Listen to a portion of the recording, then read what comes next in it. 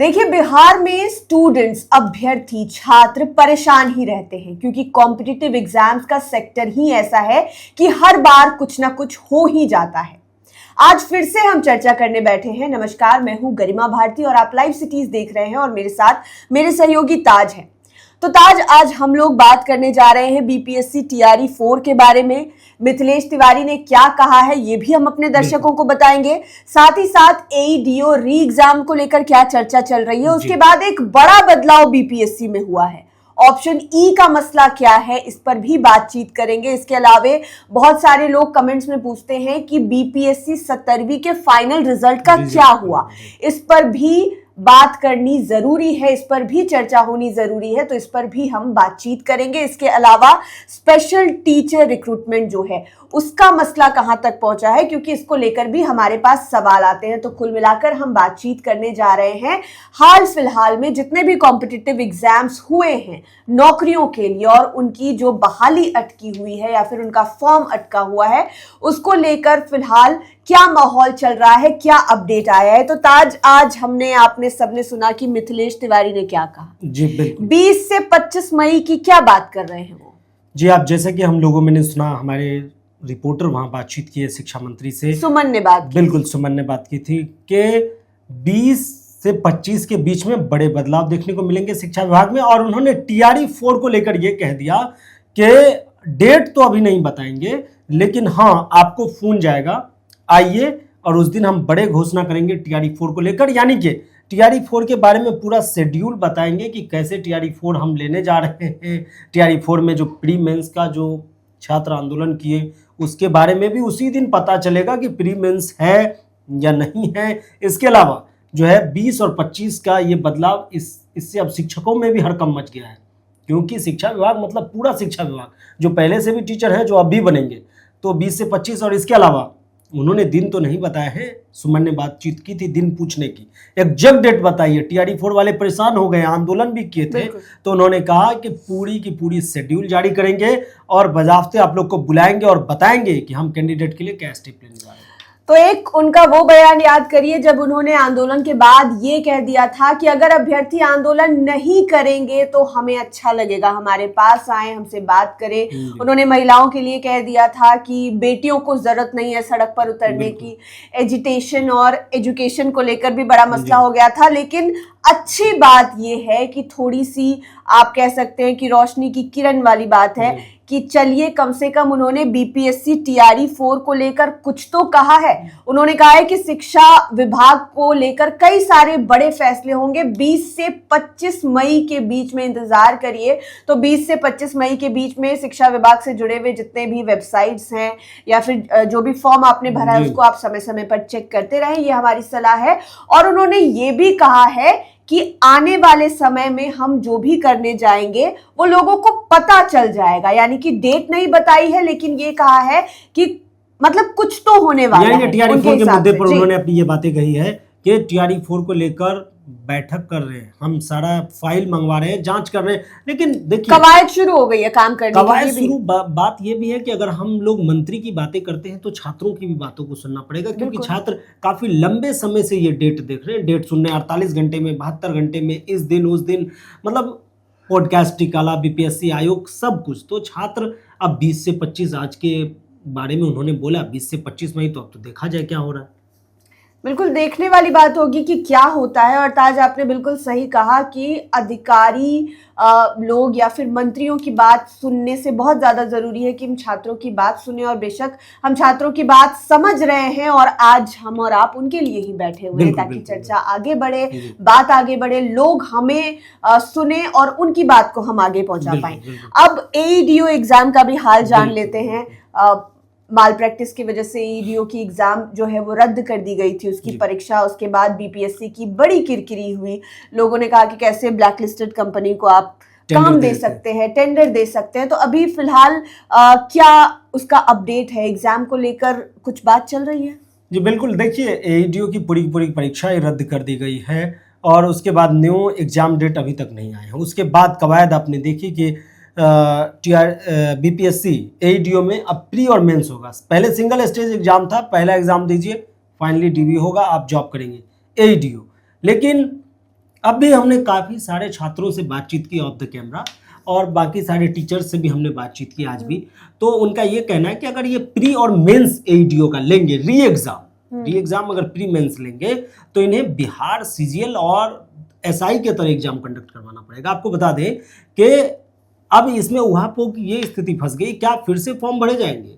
अगर फिर से आप फॉर्म भराते हैं और प्री और मेंस लेते हैं तो फिर तो इसका लेवल भी इंक्रीज करना पड़ेगा, क्योंकि इतने टफेस्ट एग्जाम देके आप ले रहे हैं तो लेवल इंक्रीज करना पड़ेगा। मेन बात पे हम आते हैं, बात कर रहे हैं पे लेवल, बिल्कुल पे लेवल अगर इसका अभी डाउन है तो उसको बढ़ाना पड़ेगा। इसके बाद मेन मुद्दे पे हम आते हैं, अगर प्री मेंस होता है तो ये बिहार सीजीएल पैटर्न के आधार पे, यानी कि उसी तरह होगा, और या बिहार एसआई, यानी कि प्री भी ऑब्जेक्टिव और मेंस भी ऑब्जेक्टिव। लेकिन अब देखने वाली ये बात होगी कि इस पे फाइनल स्वीकृति क्या देता है बीपीएससी, इस पे संज्ञान लेकर जो है छात्र। अभी तो बीपीएससी की खूब किरकिरी हुई है तो वो साइलेंट मोड में चुपचाप है, कुछ कहने से भी बच रहा है, यानी कि बोलने लायक नहीं, क्योंकि 11 लाख से ज़्यादा 11 लाख अभ्यर्थी इस फॉर्म को फिल किए थे और टोटल 9 शिफ्टों में एग्जाम हुई थी, 14, 15, 17, 18, 20, 21। फिर खुलासा लाइव सिटीज के जरिए ही हुआ कि आपने ब्लैक लिस्टेड कंपनी को टेंडर दे दिया है। तो बीपीएससी को इस मसले पे शर्मिंदा होना भी चाहिए, क्योंकि आपने पहले भ्रामक बताया, उन्होंने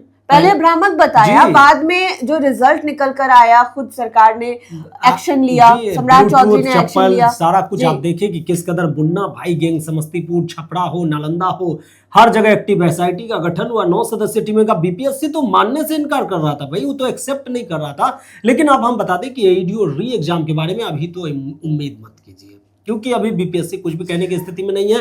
प्री मेंस अगर ये कराएगी, सबसे पहले तो लेवल बढ़ाना पड़ेगा, प्री मेंस सेम सीजीएल और बिहार दरोगा के पैटर्न पे लेना ही पड़ेगा, तभी संभव है।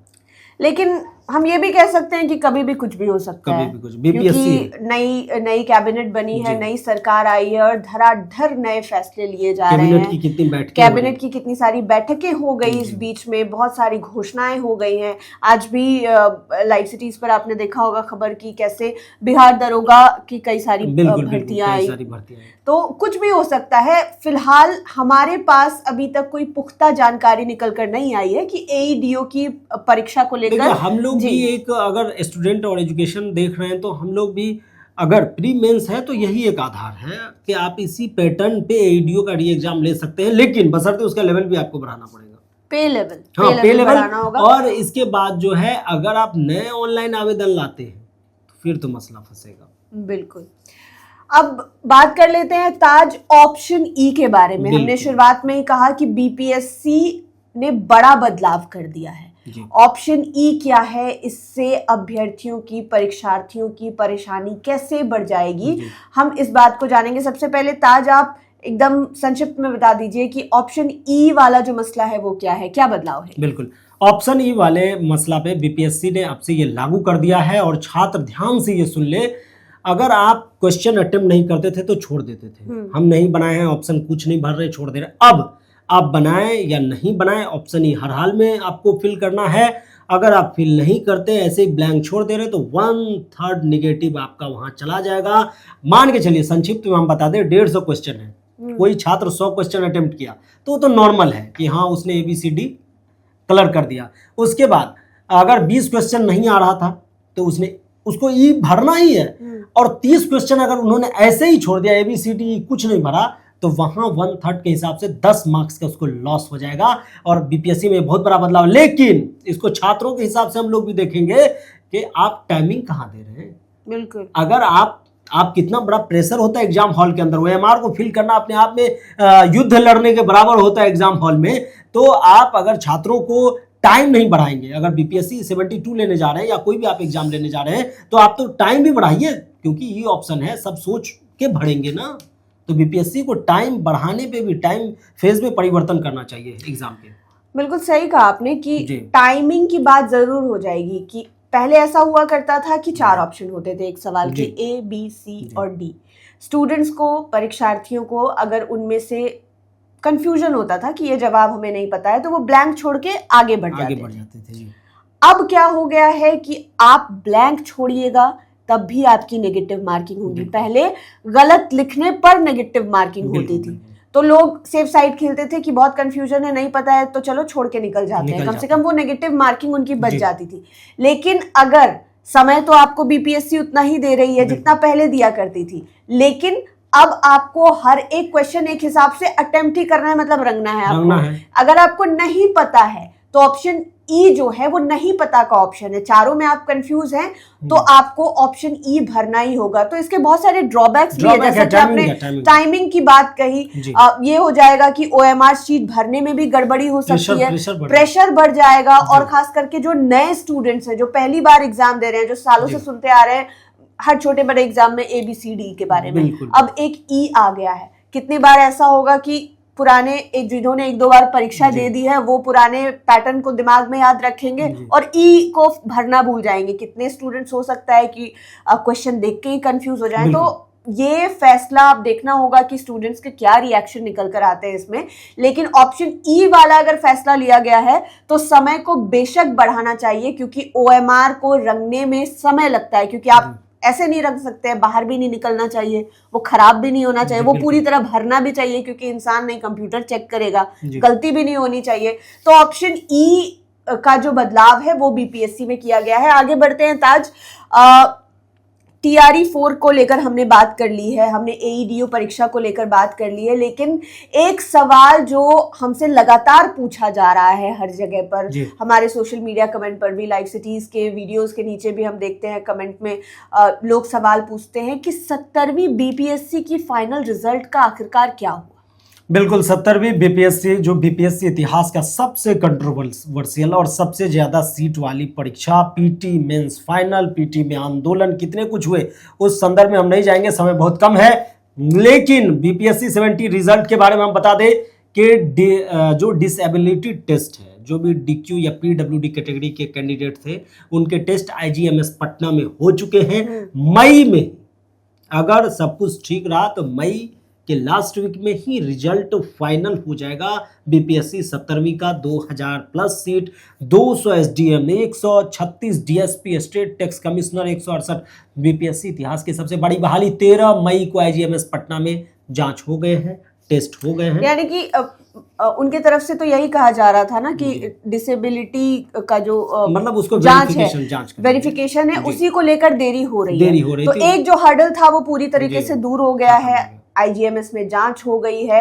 अब 70वीं BPSC का फाइनल रिजल्ट, जिसको लेकर लाखों स्टूडेंट्स जो है वो इंतजार कर रहे थे लंबे समय से। और हम शिक्षा मंत्री की बात को भी याद रखेंगे कि 20 से 25 मई के बीच में बहुत कुछ हो सकता है, क्या पता उसी बीच में आपका रिजल्ट भी निकल कर आ जाए। लेकिन एक जो हार्डल था डिसेबिलिटी टेस्ट को लेकर बताया जा रहा था, वो BPSC 70वीं को लेकर वो खत्म हो गया है, जांच पूरी हो गई है। अब देखना होगा कि किस दिन कौन से समय में रिजल्ट निकल कर आता है। सब कुछ ठीक रहा तो मई में। जी आगे बढ़ते हैं। स्पेशल टीचर्स की हम बात करेंगे, उसका क्या अपडेट चल रहा है? देखिए, स्पेशल टीचर 7279 यानी कि 7279 पोस्ट के लिए जो है एग्जाम 42/2025 ये नोटिफिकेशन नंबर था, इसको लेकर एग्जाम हो गए हैं। 29 जनवरी 2026 को एग्जाम हो गए हैं। BPSC ने एग्जाम लिया था, लेकिन 5 महीना हो गए, अभी तक रिजल्ट नहीं आया है। ये स्पेशल टीचर जो है उन बच्चों को पढ़ाने के लिए जो स्पेशली जो डिसेबल्ड कोटा के हैं, जिन्हें दिक्कतें हैं, जो शिक्षा में लगाव रखते पढ़ाते हैं, तो अभी तक रिजल्ट नहीं आया। ये BPSC से सबसे बड़ा सवाल है कि आप 29 जनवरी को एग्जाम लेते हैं तो आज तक रिजल्ट क्यों नहीं जारी कर रहे। तो स्पेशल टीचर 7279 का 29 जनवरी को एग्जाम हो चुका है। इसके अभ्यर्थी 2 सालों से इंतजार कर रहे हैं और अभी तक रिजल्ट नहीं आया। मतलब पहले B स्टेट दिए, बहुत कुछ दिए। देखिए, बिहार में स्टूडेंट्स का मैटर हमेशा गड़बड़ाया तो रहता है। अभी देखिए, ई ऑप्शन निकला तो समय नहीं बढ़ाया गया, कोई परीक्षा हो रही है तो उसका रिजल्ट नहीं निकल रहा है। 70वीं का फाइनल रिजल्ट इतने दिनों से लटका हुआ था, हालांकि अब टेस्ट वगैरह हो गए हैं IGMS में, जो भी मेडिकल टेस्ट थे, डिसेबिलिटी टेस्ट थे, तो अब लग रहा है कि रिजल्ट निकल कर आ जाएगा। लेकिन ये कोशिश रहनी चाहिए आयोग की, सरकार की, कि भैया छात्रों का मैटर आप जितनी जल्दी हो सके निपटा दीजिए, क्योंकि तैयारी करने में बड़ा समय लगता है। परीक्षा देने के बाद परीक्षा और परिणाम के बीच की घड़ी जो होती है, बहुत सारे फिल्मों में आपने डायलॉग में भी सुना होगा, वो बहुत मुश्किल होती है। उस समय लोगों की जो मानसिक स्थिति होती है कि क्या होगा क्या नहीं, पास होंगे या फेल होंगे, वो बड़ी खराब होती है। और वो ऐसा समय होता है ताज कि हम कुछ कर भी नहीं पाते, मन ही नहीं करता है कुछ करने का। कि आपने एक एग्जाम दिया और फिर आपका रिजल्ट लटका हुआ है, तो लगता है अगर वो पास हो गए तो, अगर इसमें फेल हो गए तो क्या होगा नहीं होगा। तो इस स्थिति से बाहर निकालने की कोशिश स्टूडेंट्स को करनी है। शिक्षा विभाग को नए शिक्षा मंत्री मिले हैं, उन्हें खास तौर पर इस चीज का ध्यान रखना चाहिए कि समय के पाबंद बन जाना चाहिए बिहार के सभी परीक्षा आयोगों को। और आप देखते रहिए कि आगे क्या होता है क्या नहीं होता है। तमाम अपडेट्स हम आप तक पहुंचाते रहेंगे। आप लाइव सिटीज के साथ बने रहें। अगर इस वीडियो को आप यूट्यूब पर देख रहे हैं तो चैनल को सब्सक्राइब करें, फेसबुक पेज लाइक करें। आप हमें सोशल मीडिया हैंडल्स पर फॉलो कर सकते हैं। धन्यवाद।